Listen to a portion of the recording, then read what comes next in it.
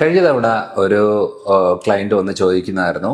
അവരുടെ ബുദ്ധിമുട്ട് പറഞ്ഞപ്പോൾ ഞാൻ പറഞ്ഞു, ഓക്കെ, ഇത് വിറ്റമിൻ ഡിയുടെ കുറവാണ്, നിങ്ങൾ വിറ്റമിൻ ഡി എടുത്താൽ തന്നെ നല്ല മാറ്റം വരും എന്ന് പറഞ്ഞപ്പോൾ, അയ്യോ, വിറ്റമിൻ ഡി അങ്ങനെ അടുപ്പിച്ചെടുത്ത പ്രശ്നമല്ലേ, കഴിഞ്ഞ തവണ ഞാനൊരു ഡോക്ടറുടെ വീഡിയോ കണ്ടു, ഈ പോഷകങ്ങൾ സപ്ലിമെന്റുകൾ എടുത്തു കഴിഞ്ഞാൽ അത് അവയവത്തിന് തകരാറുണ്ടാക്കും, അത് മരണം ഉണ്ടാക്കും എന്നൊക്കെ പറഞ്ഞു വെച്ച് ഞാൻ വീഡിയോ കണ്ടായിരുന്നു, അതുകൊണ്ടാണ് ചോദിക്കുന്നതെന്ന് പറഞ്ഞു. ഒന്ന് മനസ്സിലാക്കണം, ന്യൂട്രീഷനെ കുറിച്ച് വലിയ ധാരണയൊന്നും ഇല്ലാത്ത ആൾക്കാരാണ് ഇപ്പൊ ന്യൂട്രീഷനെ കുറിച്ച് സംസാരിക്കുന്നത്, സപ്ലിമെന്റിനെ കുറിച്ച് സംസാരിക്കുന്നത്.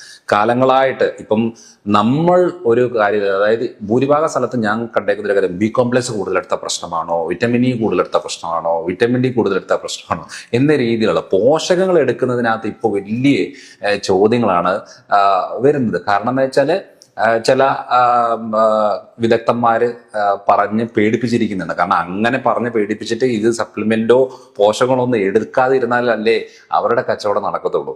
അപ്പോൾ അതിനുവേണ്ടി ഞാനൊരു കാര്യം ചോദിക്കുകയാണ്. ശരിക്കും പറഞ്ഞാൽ നമ്മൾ ഡെയിലി ചോറ് കഴിക്കുന്നു. ഈ ചോറ് കഴിച്ചത് ഓവർഡോസ് ആകുമോ, ആയാൽ എന്തെങ്കിലും പ്രശ്നം വരുമോ എന്നുള്ളത് ആരെങ്കിലും ചോദിക്കൂ, ആരെങ്കിലും ചിന്തിക്കൂ? പൊറോട്ട കഴിച്ച പ്രശ്നമുണ്ടോ, കുറെ കഴിച്ച പ്രശ്നമുണ്ടോ എന്നുള്ള ആരും ചിന്തിക്കുമോ? കൊക്കക്കോല കഴിച്ച പ്രശ്നമുണ്ടോ, കൂടുതൽ കഴിച്ച പ്രശ്നമാണോ? അതാരും ചോദിക്കുക പോലുമില്ല. അതായത് 1-2 ബിസ്ക്കറ്റ് മാത്രമേ കഴിക്കാൻ പാടുള്ളൂ. പക്ഷെ ഒരു പാക്കറ്റ് ഇരുന്ന് ബിസ്ക്കറ്റ് കഴിച്ചാലും അതിനൊരു കംപ്ലൈന്റ് പോലുമില്ല.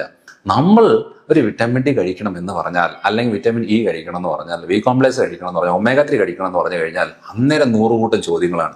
വിറ്റമിൻ ഡി ഒരെണ്ണം മാത്രം എടുത്താൽ മുടി കൊഴിച്ചിൽ കുറയും, ക്ഷീണം കുറയും, നീർക്കെട്ട് കുറയും, വേദനകൾ കുറയും, ഇൻഫെക്ഷൻസ് കുറയും, അലർജി കുറയും, ഒത്തിരി ബെനിഫിറ്റ് ഉണ്ട്.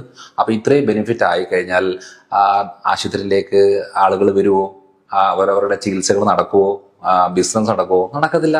അപ്പോൾ സപ്ലിമെന്റ് എടുക്കാൻ താല്പര്യമുള്ളവര്, അതിന്റെ ഗുണങ്ങൾ മനസ്സിലാക്കുന്നവര്, അവർ ഡെയിലി എടുക്കും, അവരനുസരിച്ചുള്ള മെച്ചം അവർക്ക് കിട്ടും. അല്ലാത്തവരിങ്ങനെ ചോദ്യം ചോദിച്ചുകൊണ്ടിരിക്കും. ഇങ്ങനെ ഓരോ പൊട്ടത്തരങ്ങളും ഓരോ ഡോക്ടർമാർ പറയും, അവർ പേടിപ്പിച്ചുകൊണ്ടിരിക്കും. സപ്ലിമെന്റ് അത് പ്രശ്നമാണ്, ഇത് പ്രശ്നമാണെന്ന് പറഞ്ഞു. അതിനെക്കുറിച്ച് 1% നോളജ് ഇല്ലാത്തവരാണ് ഇതിനെക്കുറിച്ച് സംസാരിക്കുന്നത്. അപ്പം മനസ്സിലാക്കേണ്ട കാര്യം, നമുക്ക് ആവശ്യമുള്ളത് ശരീരത്തിൽ